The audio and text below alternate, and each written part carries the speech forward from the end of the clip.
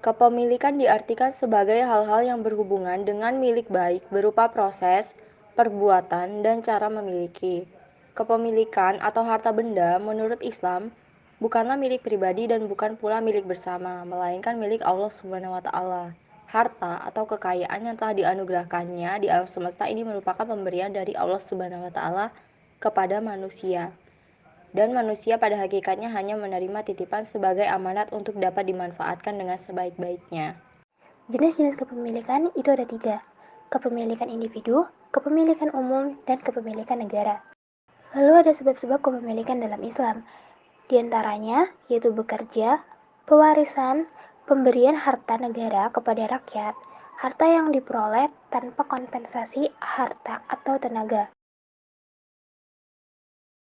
Ada beberapa faktor yang menyebabkan berakhirnya hak milik. Yang pertama, pemilik meninggal dunia sehingga seluruh miliknya berpindah tangan kepada ahli warisnya. Yang kedua, harta yang dimiliki itu rusak atau hilang. Yang ketiga, jika milik manfaat, maka berakhirnya jika masa berlaku pemanfaatan itu habis. Di sini, kelompok Halu mengambil tema tentang sengketa tanah. Seperti yang kita ketahui bahwa di Indonesia sendiri itu ramai terjadi perebutan tanah antara petani dan juga pemerintah. Di mana sengketa tanah sendiri itu adalah tanah yang kepemilikannya dipermasalahkan oleh dua pihak, di mana mereka saling berebut untuk mengklaim kepemilikan tanah tersebut.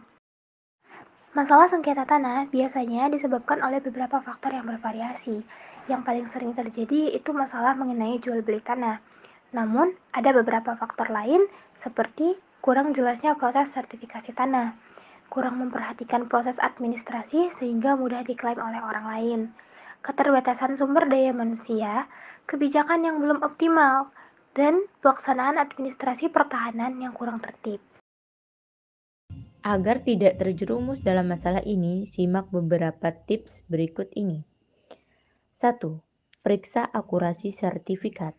Terkait sertifikat tanah, jangan hanya sebatas memastikan bahwa suratnya ada, tetapi Anda juga harus memastikan bahwa surat atau sertifikat tersebut asli. Jika ingin lebih pasti, Anda bisa memastikan melalui Badan Pertanahan Nasional setempat. 2. Pastikan status kepemilikan tanah selain keaslian sertifikat. Yang harus Anda periksa selanjutnya adalah status kepemilikan tanah yang dijual. Apakah tanah tersebut milik pribadi atau bukan?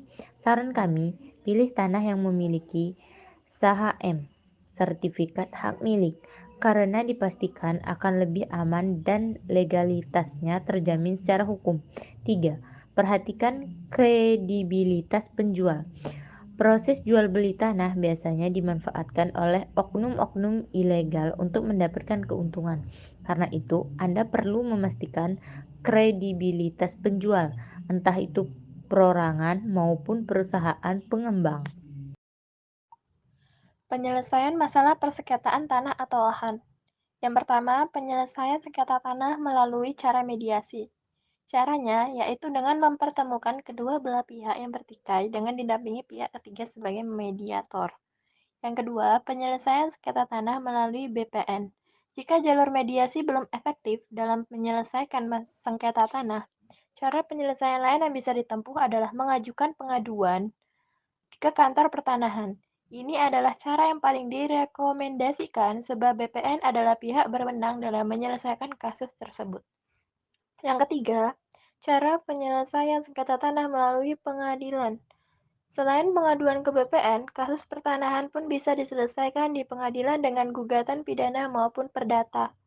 Pengaduan bisa diajukan ke pengadilan umum, pengadilan tata usaha, maupun pengadilan agama, tergantung jenis gugatan yang diajukan. Gugatan mengenai kasus tanah yang diajukan ke pengadilan umum melingkup pada perkara perdata dan pidana. Sebagai tambahan informasi, penyelesaian kasus pertanahan lewat pengadilan statusnya bukan lagi sengketa, melainkan perkara pertanahan.